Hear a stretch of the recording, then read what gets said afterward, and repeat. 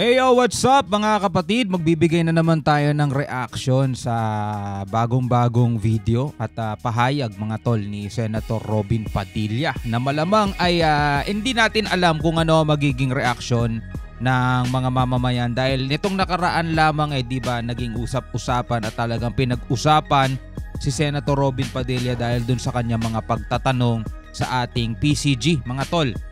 So meron siyang video na nakita natin sa internet, nagsasalita siya sa isang parang event mga tol. At doon ay sinabi niya na napakahalaga ng kultura ng Chino sa atin mga tol. At yung mga isla na naitayo ng China sa Spratly at Scarborough ay hindi daw kasalanan ng Chino. So yan ang ating aalamin at bibigyan ng reaction video mamaya. Pero basahin muna natin to mga tol at bigyan natin to ng reaction video. Itong post niya dito sa kanyang Facebook. Ito yung naka-public naman no at bilang isang mamamayang Pilipino, magbibigay tayo ng reaction at commentary dito sa pahayag ng isang nanunungkulan sa ating bayan. So meron siyang i-share. Ito yung i-share niya at parang binatikos niya ata ito mga tol. Isa pa itong kulang sa pansin na ito, yun ang sabi niya no. Lipas na ang panahon ninyo. At sa panahon nyo nawala ang Scarborough Shoal. Siguro isa tong naglilingkod dati sa bayan noong mga dating panahon no, kung saan nawala ang Scarborough Shoal. Kaya wag na po kayo pumapel sa panahon namin. Ang mga nagaganap ngayon sa West Philippine Sea ay hindi pa kasaysayan o salitang Ingles ay history. Siyempre nangyayari ngayon di ba? Kapag kalipas ng panahon, yung mga naganap ngayon, yun yung magiging history mga tol. Kaya nasa sa atin, no, kung ano ang itatala natin sa history. Kung tayo ay matatatak bilang pumalag o matatatak bilang naduwag. Mga tol, no? So yan ang ating aalamin pagdating ng history, pagdating ng future, magiging history lahat ng mga nangyayari ngayon.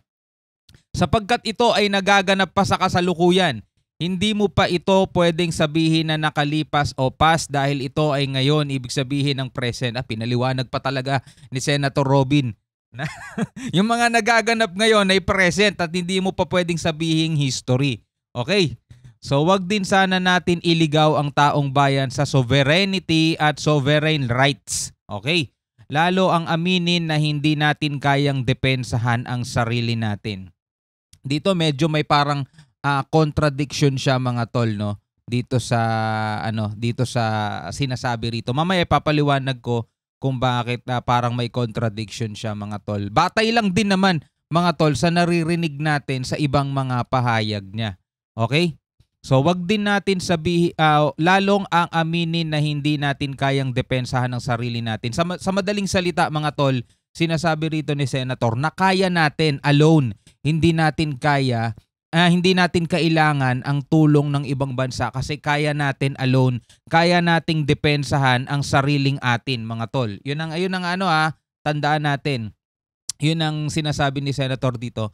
Kaya nating depensahan to, hindi natin kailangan ng tulong ng iba. How can you claim to be an independent nation and its people are free when you publicly admit that you are not capable of defending your sovereignty or even your sovereign rights? O di ba nga? Paano mo nga naman sasabihin na independent ka at ang mga mamamayan mo ay malaya kung aaminin mo rin naman na hindi mo kayang ipagtanggol ang iyong soberanya, mga tol? 'Di ba? Sabi niya man up, 'di ba? Pakalalaki ka. Wala pa nga nangyayari na dapat talagang ikabahala. Nagkakagulo na kayo, duruan pa lang. Nanggagalaiti na kayo. Yun nga duruan pa lang pero wala kasi tayo nagagawa mga tol Puro lang tayo diplomatic protest mga tol, duruan pa lang pero hinaharang na yung barko natin, binobomba na tayo ng water cannon mga tol, pinapalayas yung mga mangingisda natin pero hindi pa daw dapat yan ikabahala mga tol no. Wala pa nga nangyayari na dapat talaga ikabahala. Sabi niya gano'n, nagkakagulo na kayo, 'di ba? Ang dahilan mga tol kung bakit nagagalit nung nakaraan si Senator Robin dahil nandiyan yung airplane ng US dahil baka mag-escalate daw. Kaya na daw ba talaga natin na makipag-confrontation? So parang parang tawag dito, medyo kasalungat nung sinasabi niya rito na hindi natin dapat sabihin o i-admit na hindi natin kayang depensahan yung sarili natin. Pero ayaw natin mag-escalate kasi ayaw natin maulit yung nangyari doon sa Scarborough Show na nagkaroon ng nagkaroon ng standoff, mga tol, 'di ba? Naalala ninyo. So sa madaling salita, parang ano 'yun parang contradiction siya doon Sabi niya nung nakaraan sa hearing, matuto na tayo sa nangyari doon sa Scarborough, 'di ba? Ayaw natin magkaroon ng standoff kasi, mga tol, hindi pa natin kayang makipag-confrontation. Pero wag daw nating aaminin na hindi natin kayang depensahan ng ating soberanya. So ano ba talaga? Kaya ba natin o hindi? Bakit tayo umiiwas kung kaya naman pala natin, di ba? So tumulong kayong isulong ang mandatory ROTC. Bakit? Yan ang tanong lagi Bakit natin isusulong ang... Hindi ako tutol sa mandatory ROTC, pero lagi kasing nababanggit dito yun Mandatory military service. Bakit kailangan ba ng sibilyan na maghanda para kung sakasakaling magkaroon ng kaguluhan, lahat ng mamamayan natin readyng sumabak, 'di ba? Lahat ng mamamayan natin military service. Tapos wag nating aaminin na hindi natin kaya, 'di ba? Parang nagkakaroon ng contradiction Kaya nating protektahan ang ating soberanya. Pero ayaw nating tumindig kasi natatakot tayong baka magkaroon ng standoff, baka mag-escalate.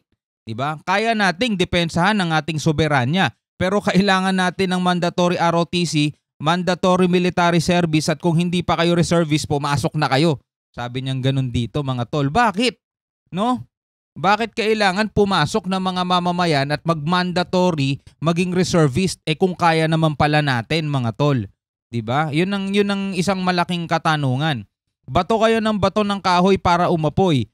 Baka lumagablab ito, hindi ko kayo makita sa hinahanap nyong gulo. Food security ang pagtuunan nyo ng laway nyo. Eto, mga tol, hindi tayo naghahamon ng gulo.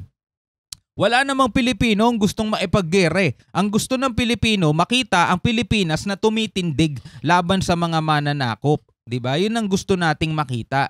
At ang gusto natin makita sa mga senator natin na nangunguna sila ipakita yung pagtindig natin laban sa mga mananakop, hindi para maghamon ng away, hindi para maghamon ng gera. 'Di ba? Hindi naman natin gusto ng gere. Ang gusto lang natin, mga tol, 'di ba, ipakita sa mga mananakop na tinitindigan natin, meron tayong backup na pagtindig na atin itong pinag-aagawang actually di nga pinag-aagawan to, mga tol, dahil na panalo na natin yan, di ba? Atin tong West Philippine Sea. Bakit hindi natin paalisin etong mga China militia vessels? Kasi nakalagay naman dito how can you claim to be an independent nation and its people are free when you publicly admit that you are not capable of defending your sovereignty or even your sovereign rights? Di ba yung pagpapalayas doon sa mga militia vessels, di ba yun? Dinidepensahan natin yung ating soberanya. So bakit hindi natin magawa yun? Kasi ayaw natin mag-escalate. Ayaw nating lumala ang tensyon. So kabaliktaran. Di ba parang pag-contra din yun dito, mga tol? Kung iisipin mo kung mag-iisip ka lang ng maigi when you publicly admit that you are not capable of defending your sovereignty, bakit hindi natin mapalayas yung mga China militia vessels na nandiyan? 'Di ba? Natatakot tayo na baka magkaroon ng standoff. 'Di ba? Dapat nga pinoprotektahan natin yung ating soberanya. So medyo kayo na bahala mag-comment diyan, mga tol, kung ano masasabi nyo. Alright? Yun ay ano lang naman puna ng isang simpleng mamamayan na medyo naguguluhan kung ano ba talaga ang gusto ni Senator dito. No? Dedepensa na soberanya, pero wag kumilos kasi baka tumaas ang baka mag-escalate ang tension, 'di ba? Wag nating aminin na hindi nating kayang depensahan ng ating soberanya, 'di ba? Kaya natin 'yan, pero wag muna kasi hindi natin kaya makipag-confrontation. Ang gulo, 'di ba? Medyo naguguluhan tayo doon, mga tol. So bahala na kayo mag-comment diyan. So ito, meron tayong papanooring video, mga tol, no? Yung sinasabi natin kanina na hindi daw kasalanan ng Chino ang pagkakaroon ng isla dito sa Spratly at Scarborough. So bahala rin kayo mag-comment sa ibaba. Comment na kayo sa baba kung ano masasabi ninyo dito sa kanyang pahayag. Gabi po sa inyong lahat. Isa pong malaking karangalan muli ang maimbitahan sa ganitong klase mga okasyon. Ako po ay nagpapasalamat unang-una kay Lolo Jose Lim, Idol. Pangalawa po ay Sir Alex Lim. Katulad po ng kanyang sinabi kanina, ang amin po pagkakaibigan ay masasabi po natin higit totoo. Sapagkat hindi naman po ako binayaran para pumunta dito. Ako po, sa 3 taon, ako po ay lagi pumupunta. Ipinagpipilitan ang sarili. Parang luma na siguro tong video na to mga tol, no? Siguro Chinese New Year to kasi yung nasa likod China design mga tol eh. So tuloy natin. Makapunta sa pagdiriwang na ito ng Filipino-Chinese. Sapagkat alam na kung bakit ganun yung reaction niya sa no, Senate. Alam na kung bakit mga tol. Mga mahal kong kababayan Pilipino, sa bawat 65% na Pilipino, may tugong Chinoy yan. Maaaring yung mga nandito, hindi nyo alam, may tugong kayong Chinoy. At kailangan maging proud kayo na kayo ay Chinoy. Sapagkat si Jose Rizal, na ating pambansang bayani, ay isang Chinoy. Si Andres Bonifacio, hindi ako yun, pelikula lang, may dugong Chinoy. Napakahalaga ng dugong yan sa ating kultura. Kaya ako'y buong pusong nagpapasalamat sa inyo, Sir Alex, sa mga ginagawa po ninyo, magagandang halimbawa. Ano ba mas mataas na porsyento mga tol? Dugong Espanyol, dugong Hapon, dugong Amerikano, dugong Chinoy, pure blood Filipino. Pero kahit na ano pa yung mga dugong yan na sumanib sa inyo, o wala naman kayong magagawa dyan kung yan ang dugo nyo eh. Pero dapat maging proud ka na isa kang Pilipino, di ba? Andirito ka sa bansang Pilipinas, wala kang ibang ipagtatanggol kundi ang bansang Pilipinas mga tol, hindi ang bansang Amerika. Kahit na sabihin natin may lahi kang Amerikano, di ba? Pero kung inaapi ng Amerikano ang lahi mo, hindi, ipagtatanggol mo Pilipino ka di ba? Maliban na lang kung citizen ka doon. Kung ikaw ay may dugong Hapon at may ginawang masama ang Hapon dito sa ating lahi, syempre titindigan mo yung lahing Pilipino mo. Ganon din kung may dugong Espanyol ka, pati apelido mo Espanyol din, di ba? Alvarez, kung ano man yung apelido mo. Eh kung may dugong Chinoy ka, bakit kailangan na Bakit kailangan na parang hindi ka titindig ngayon? Na ang China ay inaagaw ang ating soberanya, di ba? Magagandang mga handog para sa ating mga kababayan dito sa Mega Mall. SM North Edsa pala. Na makapanood ng kulturang Chinoy. Yan po ang yaman natin. At alam ko po, sa panahon ngayon, naiintriga ang lahing Chino. Pinagpipiestahan ng napakaraming politiko ang issue ng Chino at ng China.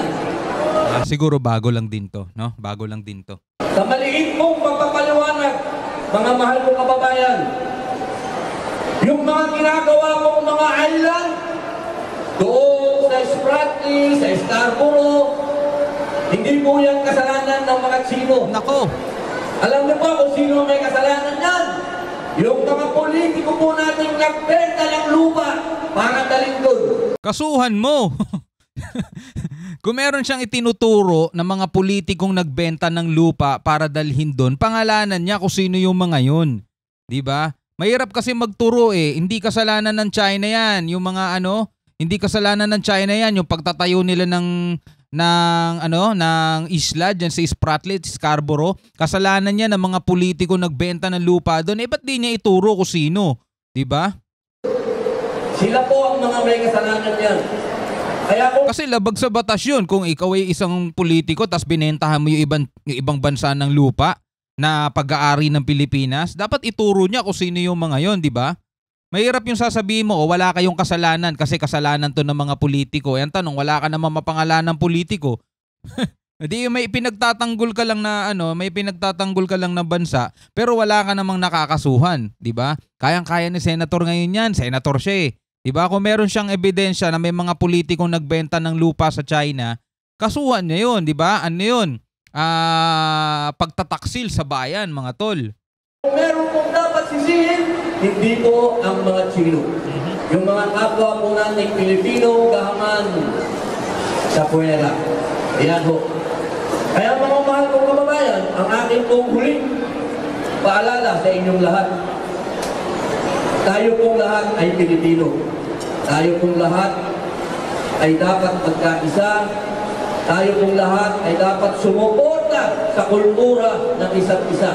Filipino-Chinese man, native Filipino ka man, Filipino-American ka man, basta Filipino ka, dapat yakapin po natin lahat ang ating mga kultura. Yun lamang po, muli, Lolo Sen, maraming salamat. Agree ako doon sa sinabi ni Senator dito. Dito nag-agree ako, mga tol. Kaya Filipino-American ka man, Filipino-Chinese, Filipino-Japanese ka man, Filipino-Korean. Marami na tayong lahi, mga tol, na pinaghalo-halo rito. May Filipino-African, marami mga tol. Dapat mo pa ring mahalin ang kultura, mga tol. Bilang isang Pilipino, lalo na kung Filipino citizen ka, di ba? Kaya hindi naman natin kinaiinisan, mga tol. Gusto lang natin i-clear. Hindi tayo galit sa lahi ng Incheck, mga tol. Hindi tayo galit sa lahi ng Amerikano. Hindi tayo galit sa lahi ng Hapon o sa lahi ng Espanyol o sa mga lahi ng mga nanakop sa atin, mga tol, noong unang panahon. Sa mga lahi na nagiging kalaban natin. Hindi tayo galit sa lahi nila. Galit tayo, mga tol, doon sa aksyon na ginagawa ng kanilang gobyerno, mga tol, laban sa gobyerno o laban sa ating bansa. Dapat kasi maklaro yan eh. Baka kasi iniisip nila, galit naman kayo sa Incheck. Hindi. Hindi tayo galit sa Incheck. In fact, mga kapatid, napakalaki ng tulong ng mga Incheck dito sa Pilipinas at maraming Incheck, full-blooded Chinese, mga tol, ang namumuhay dito sa Pilipinas bilang isang ganap na Pilipino na, mga tol. Diba meron nga tayo mga billionaire dito mga bilyonaryo natin na talagang yung iba full-blooded na Chinese. Kalimbawa si Henry C. Mga tol, full-blooded din yun eh. Ramon Ang, hindi ko alam kung full-blooded na Chinese yun. Diba ang daming mga Incheck dito, mga tol, na talagang ang kultura nila, ang puso nila, pusong Pinoy. So hindi tayo galit sa lahing Chino. Yan, gusto nating klaruhin yan. Pero ang hindi natin gusto, mga kapatid, is yung mga ginagawa ng kanilang gobyerno o ng kanilang sandatahan, mga tol, ng kanilang CCG, ng kanilang China militia vessels, ng kanilang PLA dito sa West Philippine Sea. Ang kailangan lang naman natin, mga tol, is makakuha tayo ng respeto sa kanila. Nire-respeto naman natin sila at yun na siguro gustong mangyari dito ni Senator Robin. Walang problema doon, Senator. Nire-respeto ng Pilipino yan. In fact, mga kapatid, hanggang ngayon maraming tumatangkilik na Pilipino sa mga produkto na gawa ng China. Diba? Andirito yung ibang mga sasakyan nila eh. Diba? Gustong-gusto ng mga Pilipino ibang sasakyan nila, mga China brand na kotse. Diba? Maraming may gusto nun. Yung mga produkto, diba? Maraming umu-order, nagpapagawa sa kanila kasi yung mga binebentang mga sombrero, mga China, gawa ng China yun, ang daming nagbebenta sa online yan, mga gawa ng China kasi mura yung kanilang mura yung kanilang mga produkto. Pero mga tol, ang hinihingi lang din naman natin pabalik mula sa kanila is yung respeto. Respeto nila yung ating soberanya na ngayon ay pilit nilang sinasakop at pilit nilang kinukuha mula sa atin, mga tol. Yun lang naman yun, wala namang gulo kailangan mangyari kung irerespeto nila tayo, di ba, mga tol? So ganun lang yun at sana maunawaan din yan ni Senator Robin, no? So maraming salamat sa panonood. Ikaw, anong masasabi mo dito? Hanggang sa muli, ako nga pala si Shobal D. Peace out.